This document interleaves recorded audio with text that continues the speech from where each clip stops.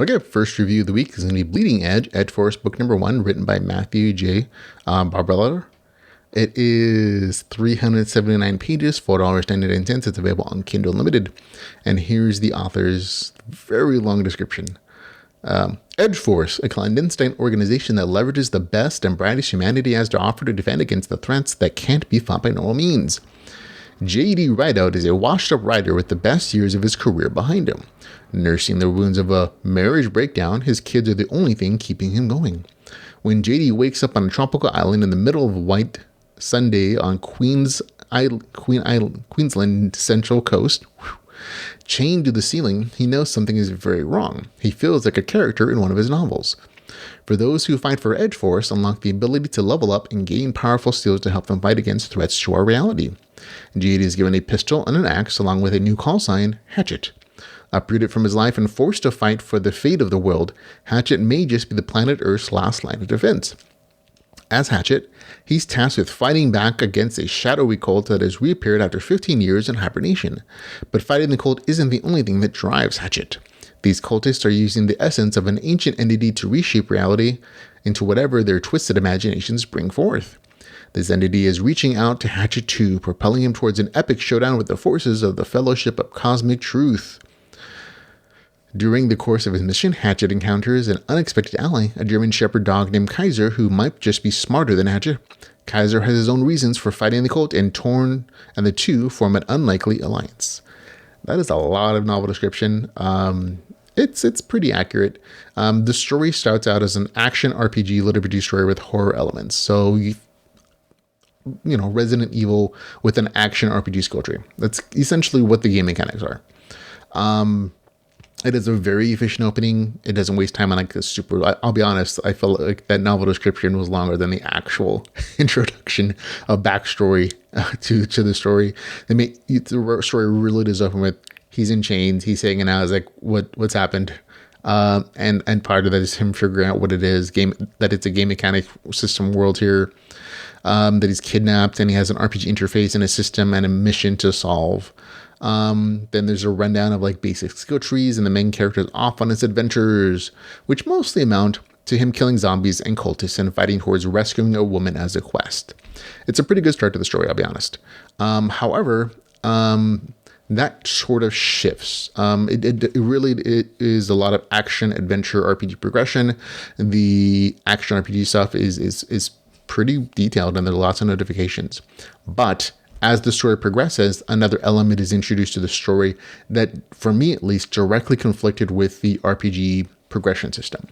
At about 30%, you kind of see the first glimpse of this when the main character has like some mystical vision or is sent to a pocket dimension that lets him talk to fictional characters he's written as an author. And as somebody who writes, I'm like, oh, that's kind of a cool thing to do. The section of the story talks about the nature of reality and simulations, and it was interesting, but it definitely felt out of place of the stuff that had come before it, the action RPG kind of theme of the story and like the game mechanics. And it's because the main character kind of has some level of control and interaction with his fictional characters in the world there. And it was definitely a speed bump in the story and the action pacing of the novel, but it existed. And as the story progresses, you see it really is setting up something else in the story, another system, where it explains where all the monsters on this island are coming from. And it kind of sets up this power of the imagination magic system that has nothing to do with lit RPG and kind of feels more like it belongs in the urban fantasy genre than in lit RPG, because it really does create some very wand-wavy moments and explanations for all the stuff that's happening in this island. And it just felt so different from what you're forced to see as, the main character's progression system, which is an action RPG system, where it really is just like the main character getting levels for killing monsters and doing quests and getting points to put into edge weapons, automatic weapons, handguns, stealth, all the familiar stuff for anybody who's played an action RPG game. And it really just conflicted with me up to the point towards the middle and end of the story where it's like,